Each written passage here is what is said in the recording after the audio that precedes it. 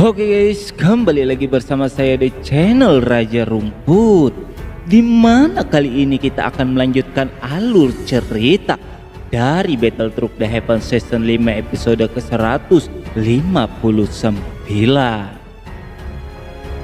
Cerita sebelumnya, Jiopeng dan Hunyu yang melihat Bodhisattva telah menghilang, mereka langsung menyerang Xiaoyan untuk merebut jantung Bodhisattva.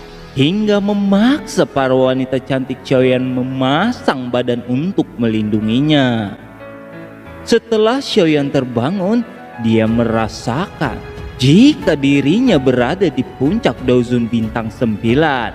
Dia pun memukul mundur Hanyu dan Jiopeng dengan begitu mudah. Cerita berlanjut di mana Hunyu yang terkena pukulan Xiaoyan, dia mengerang kesakitan. Terlihat Xiaoyan menggantung di udara. Di sekelilingnya terdapat benih dari Bodhisattva. Namun mengejutkan, di tengah seperti ini, Xiaoyan langsung memeluk Sun-Er sambil berkata jika dia sangat merindukan Sun-Er. Saat itu semua tersenyum bahagia, dan setelah itu Xiaoyan melakukan hal mengejutkan lagi. Dia berkata jika benih Bodhisattva bukan hanya untuk miliknya, tapi milik mereka semua. Xiaoyan pun langsung membagikan benih itu kepada semua orang-orangnya. Mereka sangat bersyukur atas kebaikan Xiaoyan, dan mereka semua menjadi terharu, bahkan berkata jika mereka semua siap membantu Xiaoyan di masa depan. Hunyu yang masih tak berdaya menanyakan 3 harta pohon Bodhisattva kepada Xiaoyan. Namun Xiaoyan sambil tersenyum berkata jika semua keuntungan telah ia bagikan. Dan jika Hunyu ingin bagian, maka datanglah lebih awal di lain waktu. Dengan marah Hunyu berkata jika seharusnya 3 harta itu milik Aula Jiwa. Tiba-tiba muncul simbol klan di dahi Hunyu. Energi besar keluar berubah menjadi ganas menyerang ke arah Xiaoyan. Namun dengan satu jari, Xiaoyan membuat energi itu hancur begitu saja.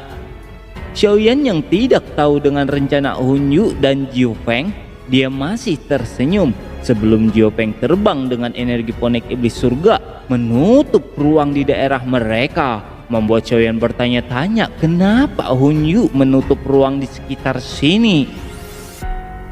Di saat itu juga Hunyu menghancurkan token pemanggil. Ternyata Hunyu memanggil Tianjun kedua yang bernama Guyou. Sosok tua itu keluar dari ruang kosong, membuat Qingyan tersentak kaget karena dia tahu itu adalah Tianjun kedua yang berada di ranah Banseng. Salah satu dari kapten pasukan hitam klan Gu itu pun langsung menghancurkan token pemanggilnya untuk mencari bantuan. Namun Qin yang menjelaskan jika itu percuma dikarenakan ruang di sekitar mereka telah ditutup. Jadi pesan mereka tidak akan terkirim keluar. Mereka pun menyadari jika sebenarnya Hunyu sudah bekerja sama dengan suku ponik iblis surga. Terlihat jika Hunyu langsung melaporkan apa yang telah terjadi kepada Tianjun kedua. Namun Tianjun kedua justru merasa muak dengan Hunyu. Tiba-tiba Tianjun kedua itu pun langsung menyerang Hunyu karena menurutnya Hunyu terlalu banyak bicara. Tidak sampai di situ, energi hitam itu langsung menyebar ke arah semua orang dengan liar. Tidak sampai di situ, energi hitam itu langsung menyebar ke arah semua orang dengan niat membunuh, membuat semua orang harus berusaha bertahan dari serangan seorang yang berada di ranah Banseng.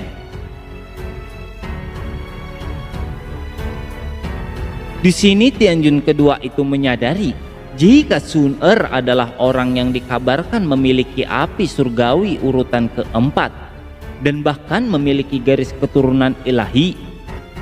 Jadi Tianjun kedua meminta Sun-Er untuk menunjukkan kemampuannya kepada dirinya. Sun-Er pun berkata jika dia bisa menjatuhkan Tianjun kedua dengan 1 kali serangan, maka dia harus melepaskan semua teman-temannya. Hunyuk pun dan Jiu Peng mengingatkan Tianjun kedua untuk tidak bermain-main.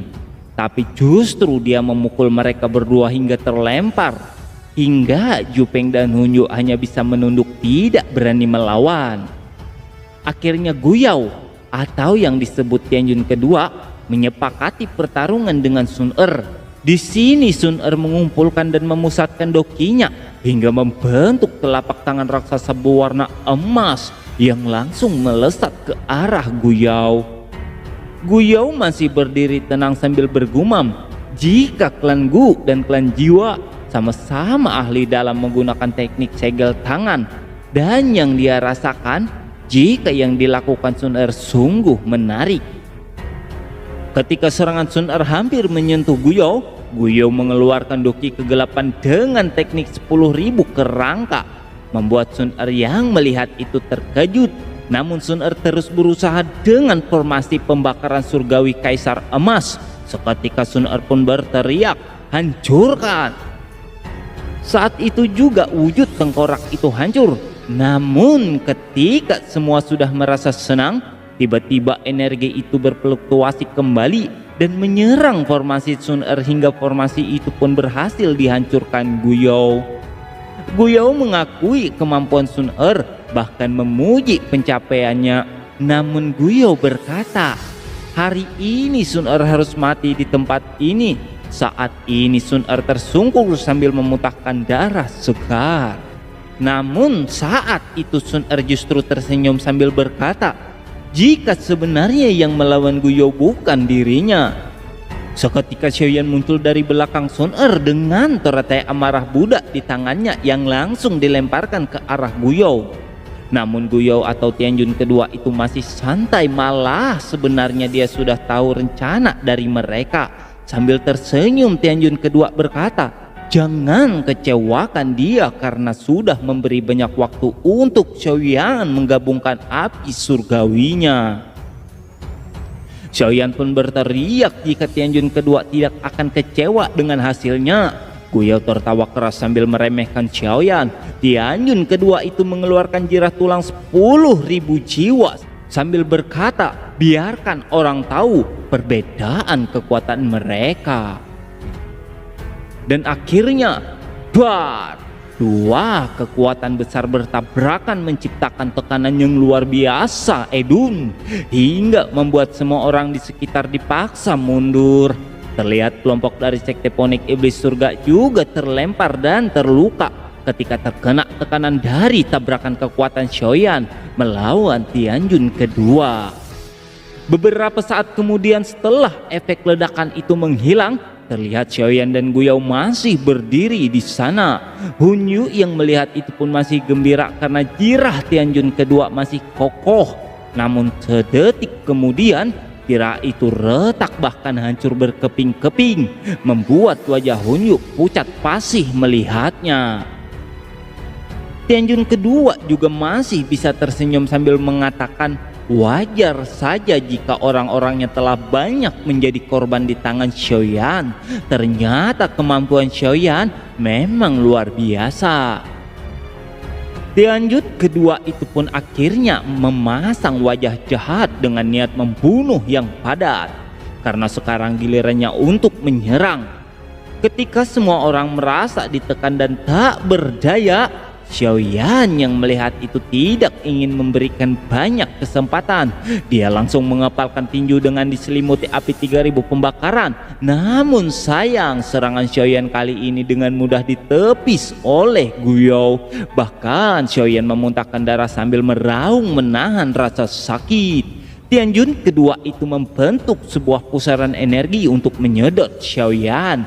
Semua yang melihat ini sangat mengkhawatirkan keadaan Xiaoyan. Namun ini sangat dinantikan oleh Hunyu. Bahkan dia meminta Guyao untuk segera membunuh Xiaoyan.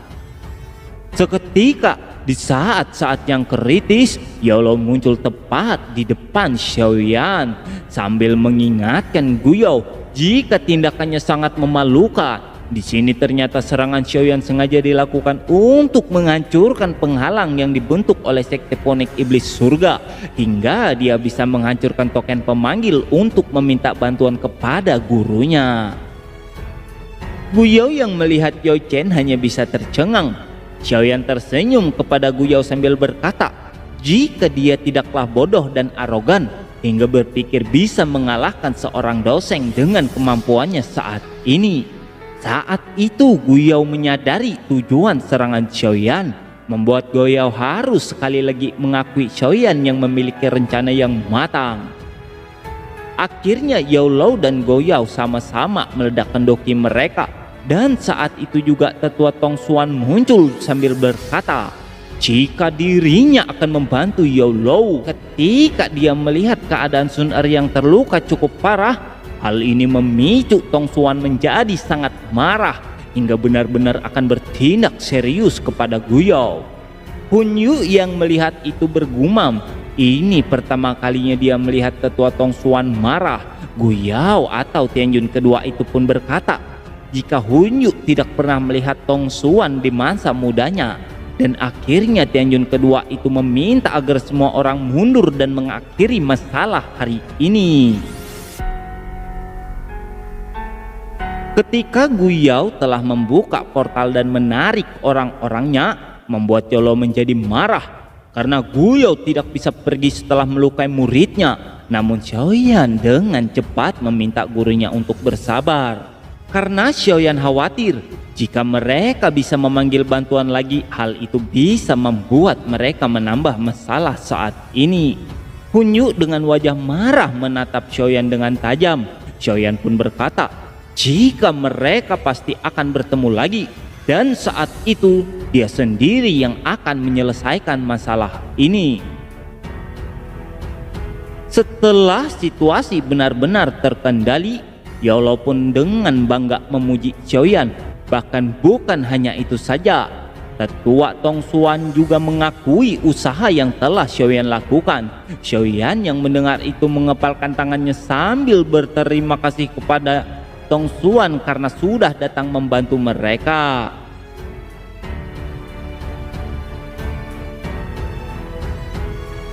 Di sini tetua Tong Xuan mengingatkan Sun Er, jika Sun Er banyak diincar oleh orang-orang kuat, itu sangat berbahaya.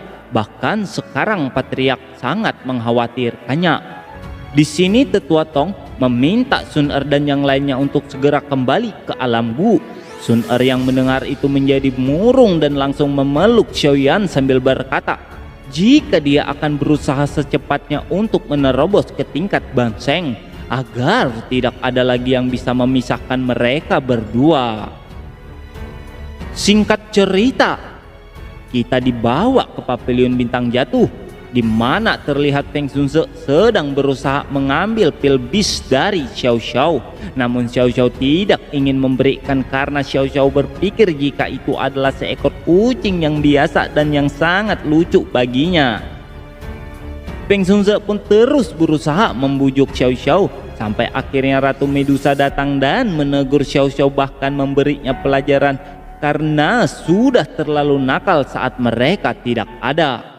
Xiaoyan yang melihat itu pun meminta agar Medusa tidak melakukannya karena Xiao Xiao masih kecil. Beralih kepada Feng Zunze, dia menyapa Yao Chen dan Xiaoyan yang telah kembali. Sampai Xiaoyan membuka sebuah kotak kayu yang penuh dengan benih pohon bodhisattva. Hal ini membuat King Lin dan yang lainnya terkejut karena sebelumnya Xiaoyan berkata jika dia telah membagikannya semua. Xiaoyan pun menjelaskan jika itu hanya triknya agar Hun Yu tertipu, dan dia membawa sedikit untuk hadiahnya kepada gurunya dan juga Feng Zunze. Namun sayang, tiba-tiba Xiaoyan tersentak dan jatuh pingsan tak sadarkan diri. Diperlihatkan di dataran tengah klan Han atau klan Jiwa. Di sini terlihat jika Hun Yu dan Tianjun kedua sedang menghadap pimpinan klan Jiwa. Hun Yu melaporkan kegagalan mereka dalam mendapatkan pohon bodhisattva, bahkan melepaskan Xiaoyan. Pemimpin klan Jiwa itu pun bertanya kepada Guyao tentang apa yang ingin Guyao sampaikan.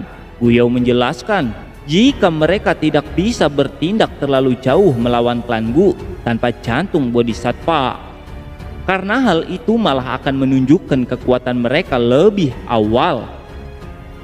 Orang itu pun dengan tenang meminta mereka untuk melupakan hal ini dan meminta mereka untuk pergi. Kita dibawa kembali kepada pavilion bintang jatuh. Di sana Xiaoyan telah terbangun. Xiaoyan yang melihat gurunya ada di depannya membuat dia sedikit terkejut, hingga Yao Lou menanyakan apa yang Xiaoyan sembunyikan. Yao Lou pun membuka baju Xiaoyan yang ternyata di dada Xiaoyan tertanam jantung pohon Bodhisattva. Yao Lou yang mengetahui itu dia meminta Xiaoyan agar menyembunyikan hal ini karena jantung Bodhisattva adalah sesuatu yang diburu banyak orang-orang, apalagi seorang alkemis. Singkat cerita, akhirnya Xiaoyan akan memulai latihannya. Terlihat mereka berada di air terjun Tianyun. Mereka mengucapkan beberapa kata perpisahan untuk beberapa waktu.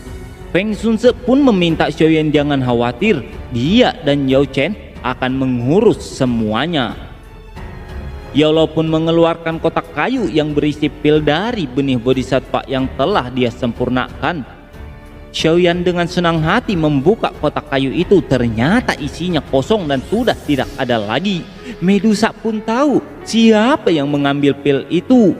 Medusa segera memanggil Xiao Xiao. Ternyata pil itu hampir saja diberikannya kepada pil bis untuk dimakan.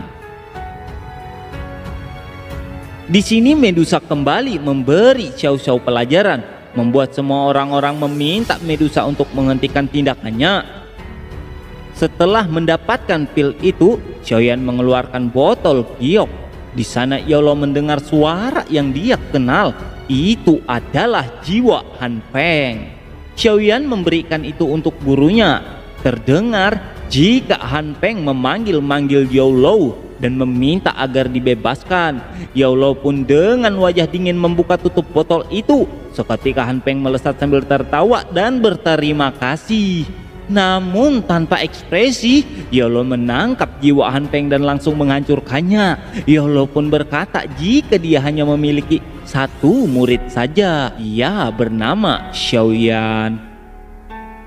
Saat itu juga Xiao Xiao kecil menarik baju Yao Lou sambil menanyakan statusnya yang telah dijanjikan oleh Yao Lou kepadanya. Yao Lou sambil tertawa berkata jika dia memiliki 2 murid. Akhirnya tiba waktunya untuk Xiaoyan masuk ke dalam gua. Sebelum itu Yao Lou berkata jika Xiaoyan belum mencapai Daoseng, jangan sebut dirinya muridku. Xiaoyan pun berjanji ketika dia keluar maka akan menjadi seorang Daoseng. Xiaoyan pun berlari ke dalam gua itu sambil berteriak jika mereka semua harus menjaga diri mereka.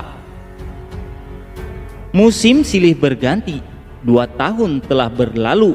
Terlihat Yao Lou dan Feng Zunze sedang duduk bersantai.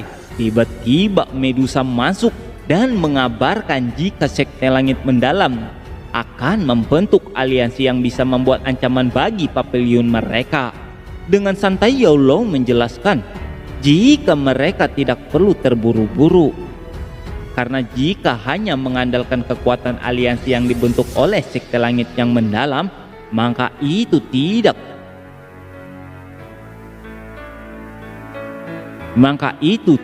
seberapa, kecuali ada orang lain berada di belakang mereka.